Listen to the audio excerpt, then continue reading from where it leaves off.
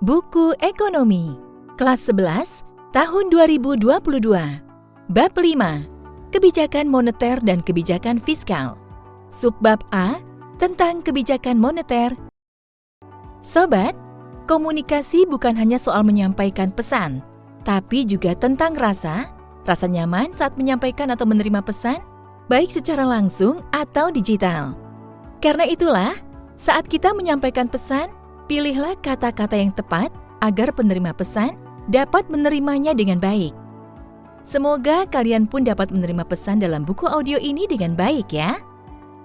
Sobat, seperti yang telah kalian ketahui, saat ini kalian akan menyimak materi tentang kebijakan moneter, yaitu kebijakan yang merupakan upaya pemerintah melalui otoritas moneter atau bank sentral untuk memengaruhi perekonomian secara makro dengan cara mengendalikan jumlah uang beredar, tingkat bunga, dan kredit.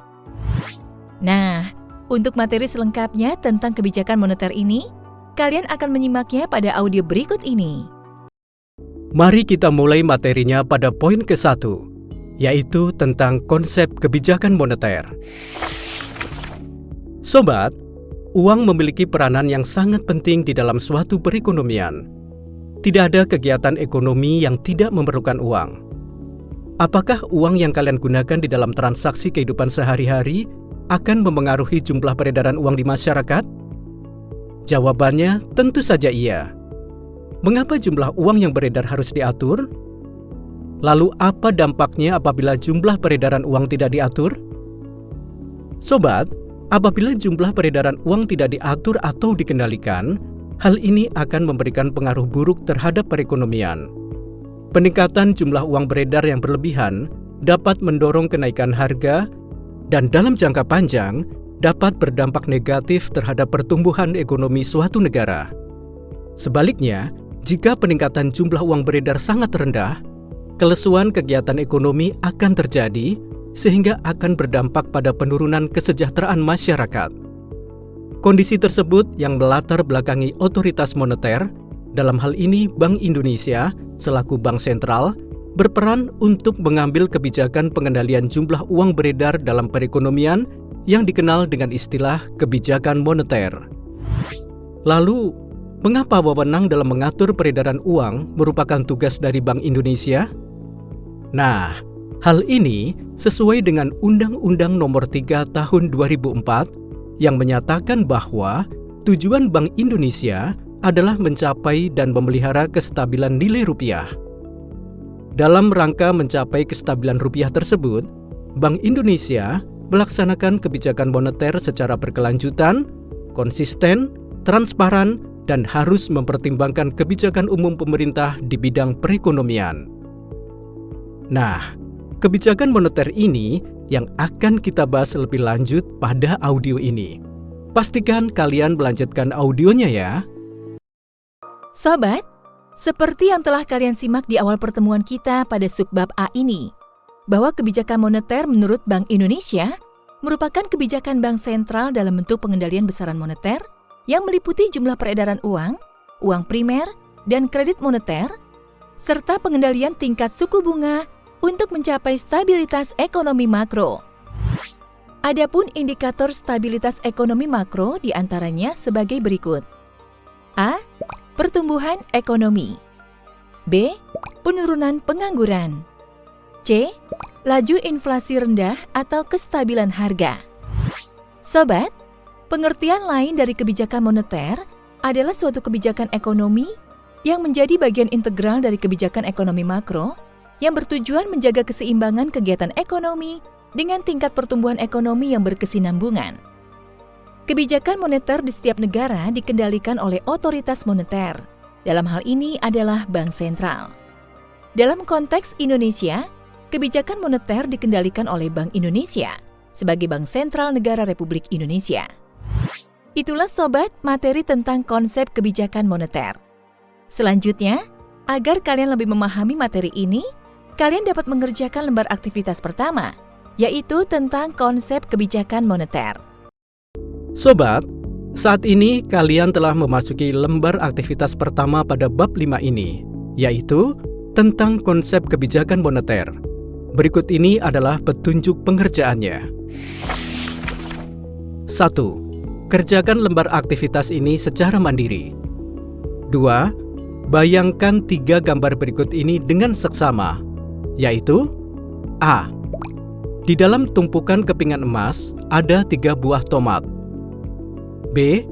Di dalam tumpukan kepingan emas ada 2 potong ayam goreng.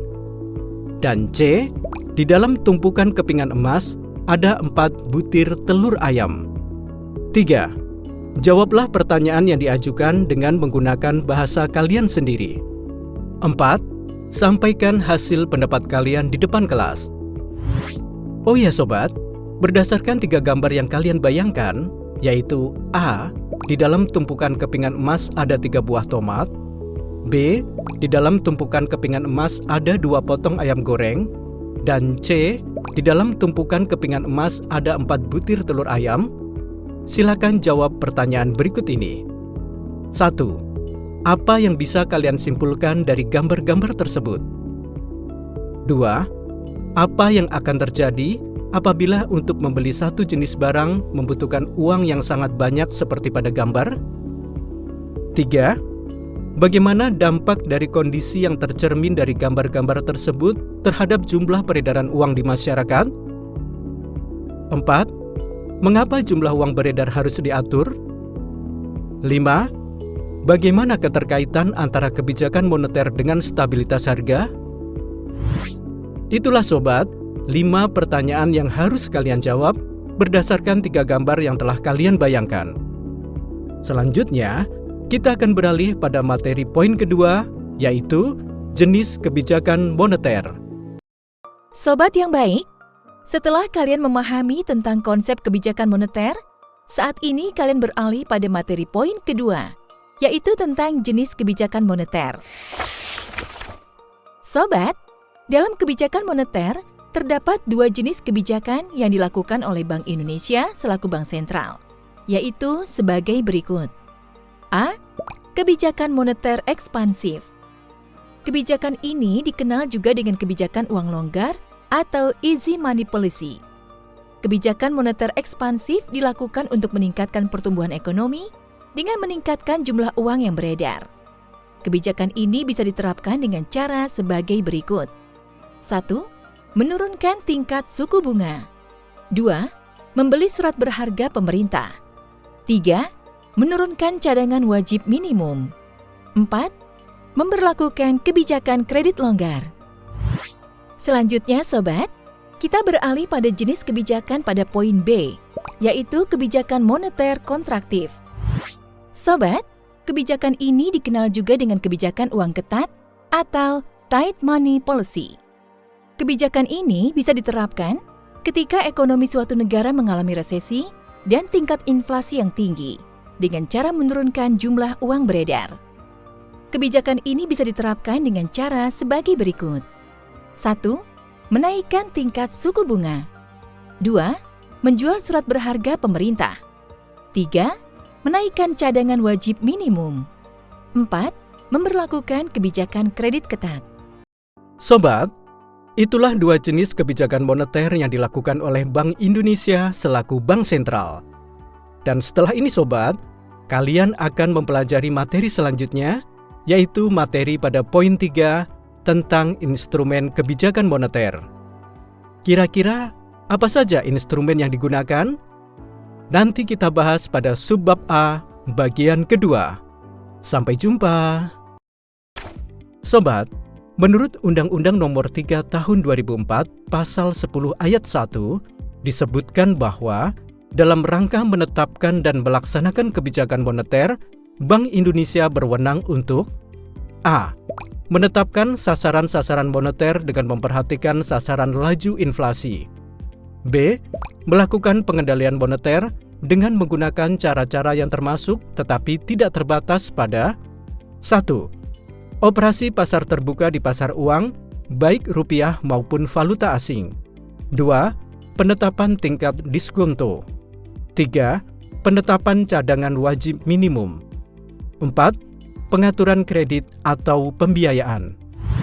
Nah, mengacu pada pasal tersebut sobat, setidaknya terdapat 4 instrumen kebijakan moneter yang ditetapkan, yaitu fasilitas politik diskonto, operasi pasar terbuka atau OPT, cadangan kas atau giro wajib minimum atau GWM, dan kebijakan kredit. Simak penjelasan lengkapnya berikut ini ya. 4. Instrumen kebijakan moneter yang diterapkan diantaranya yaitu A. Fasilitas politik diskonto. Instrumen ini merupakan pengaturan tingkat suku bunga yang diberikan bank sentral kepada bank umum. Instrumen ini juga bisa diterapkan dengan cara menaikkan atau menurunkan tingkat suku bunga. B. Operasi pasar terbuka atau OPT.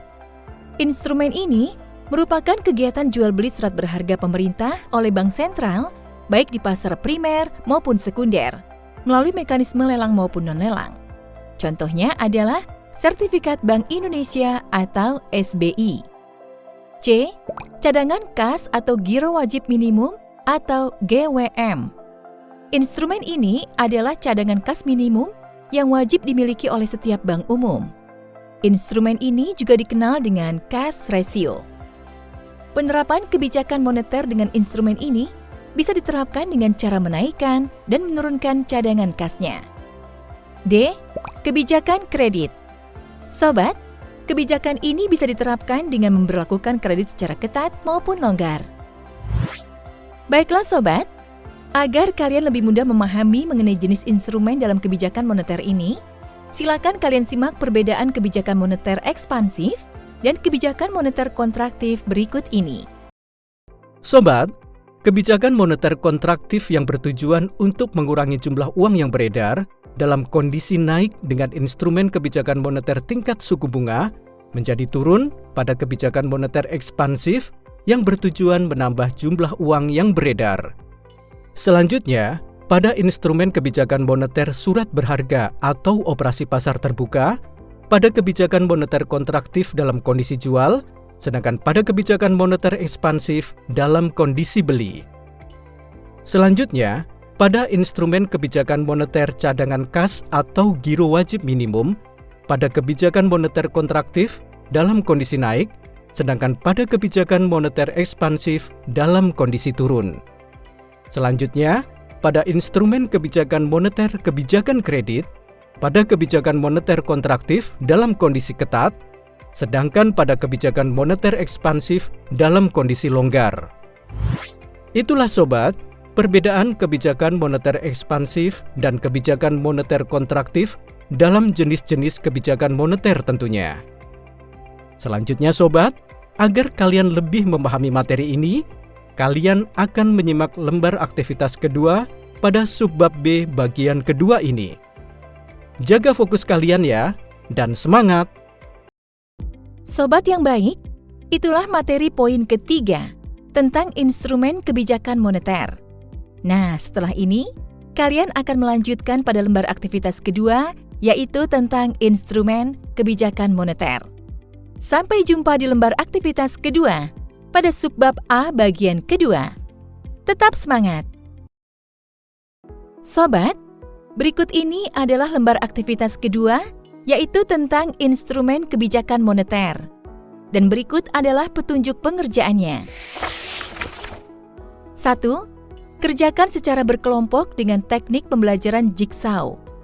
2. Perhatikan instruksi yang disampaikan oleh guru terkait penerapan teknik pembelajaran jigsaw. 3. Buatlah kelompok dengan masing-masing kelompok berjumlah 4 orang. 4. Jawablah pertanyaan berikut ini menurut pendapat kalian masing-masing. Adapun tugasnya adalah sebagai berikut. 1. Setiap kelompok terdiri dari 4 orang yang disebut dengan kelompok asal. Adapun pembagiannya adalah sebagai berikut. Orang nomor 1, membahas topik politik diskonto. Orang nomor 2, membahas topik operasi pasar terbuka.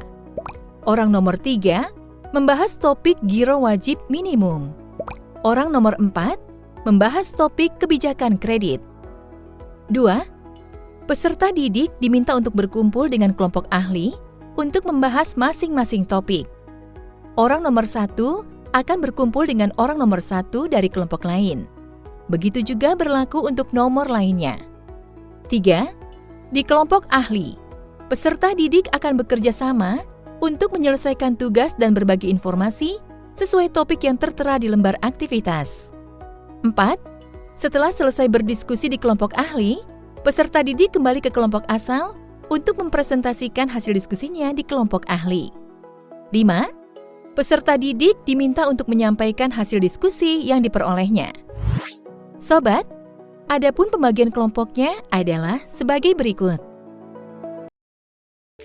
Berikut ini adalah pembagian kelompok dengan teknik jigsaw pada lembar aktivitas kedua. Kelompok ahli 1, yaitu politik diskonto. Pertanyaannya adalah sebagai berikut. 1. Apa yang kalian ketahui tentang politik diskonto? 2. Apa yang akan terjadi apabila Bank Sentral menaikkan tingkat suku bunga? 3. Apa yang akan terjadi apabila Bank Sentral menurunkan tingkat suku bunga? 4. Bagaimana cara kerja Bank Sentral menggunakan tingkat suku bunga untuk menjaga kestabilan harga? Jelaskan. 5. Berapa tingkat suku bunga bank saat ini? Carilah data mengenai tingkat suku bunga yang ditentukan Bank Indonesia pada saat ini dan jabarkan dampak penetapan suku bunga tersebut terhadap perekonomian negara. Selanjutnya, kelompok ahli 2, yaitu operasi pasar terbuka. Pertanyaannya adalah sebagai berikut. 1. Apa yang kalian ketahui tentang operasi pasar terbuka? 2. Apa yang akan terjadi apabila Bank Sentral menjual surat berharga pemerintah kepada masyarakat? 3. Apa yang akan terjadi apabila Bank Sentral membeli surat berharga pemerintah dari masyarakat? 4. Bagaimana cara kerja Bank Sentral menggunakan instrumen operasi pasar terbuka untuk menjaga kestabilan harga? Jelaskan. Sobat, kita lanjutkan pada pembagian kelompok ketiga dan keempat, yaitu sebagai berikut. Kelompok ahli 3, yaitu giro wajib minimum atau cash ratio. Pertanyaannya adalah sebagai berikut. 1. Apa yang kalian ketahui tentang giro wajib minimum atau cadangan kas? 2. Apa yang akan terjadi apabila Bank Sentral menaikkan tingkat cadangan kasnya? 3. Apa yang akan terjadi apabila Bank Sentral menurunkan tingkat cadangan kasnya? 4. Bagaimana cara kerja Bank Sentral menggunakan pengaturan giro wajib minimum atau cadangan kas untuk menjaga kestabilan harga? Jelaskan. 5. Carilah data mengenai tingkat cadangan kas bank umum yang ditetapkan Bank Indonesia saat ini, serta interpretasikan data tersebut dengan menggunakan bahasa kalian sendiri. Selanjutnya, kelompok ahli 4, yaitu kebijakan kredit. Pertanyaannya adalah sebagai berikut. 1. Apa yang kalian ketahui tentang kebijakan kredit? 2. Apa yang akan terjadi apabila Bank Sentral menerapkan kebijakan ketat dalam pemberian kredit? 3. Apa yang akan terjadi apabila Bank Sentral melonggarkan pemberian kredit kepada masyarakat? 4. Bagaimana cara kerja Bank Sentral menggunakan instrumen kebijakan kredit untuk menjaga kestabilan harga? Jelaskan. Itulah sobat, lembar aktivitas kedua yang dapat kalian kerjakan secara berkelompok. Selanjutnya sobat, kalian akan beralih pada lembar aktivitas ketiga, yaitu tentang membedakan jenis kebijakan moneter. Dan berikut adalah petunjuk pengerjaannya.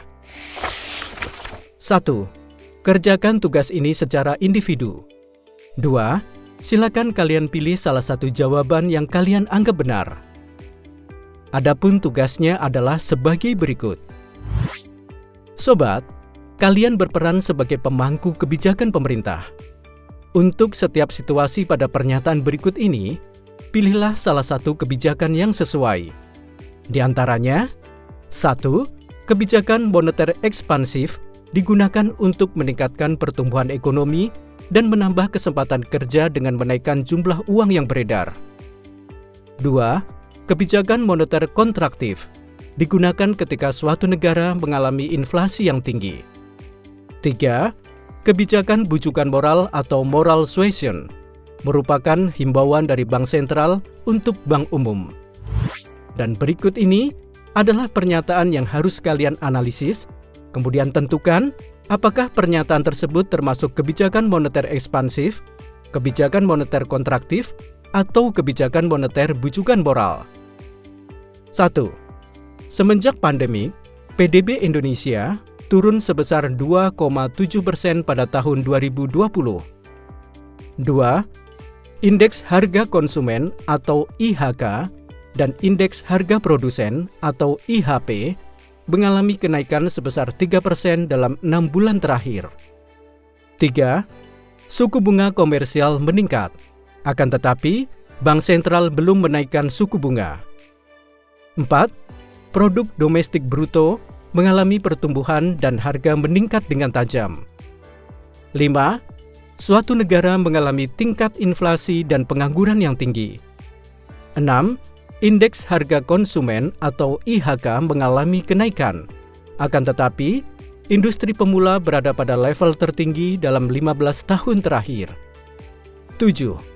Akibat pandemi COVID-19, negara berada dalam kondisi resesi dan ekonomi mengalami kemerosotan. 8. Konsumen merasa sangat khawatir karena inflasi yang tinggi dan penurunan pendapatan. 9.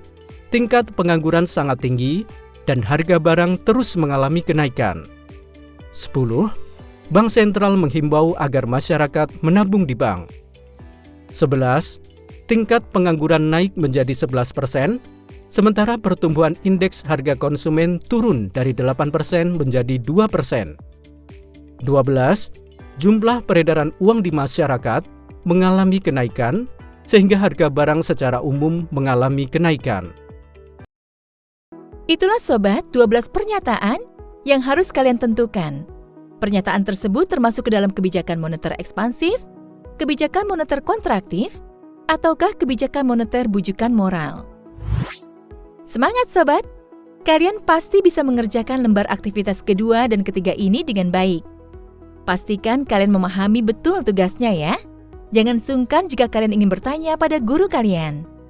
Nah, setelah kalian menyelesaikan lembar aktivitas kedua dan ketiga ini, kalian bisa melanjutkan materi pada sub B, yaitu tentang kebijakan fiskal.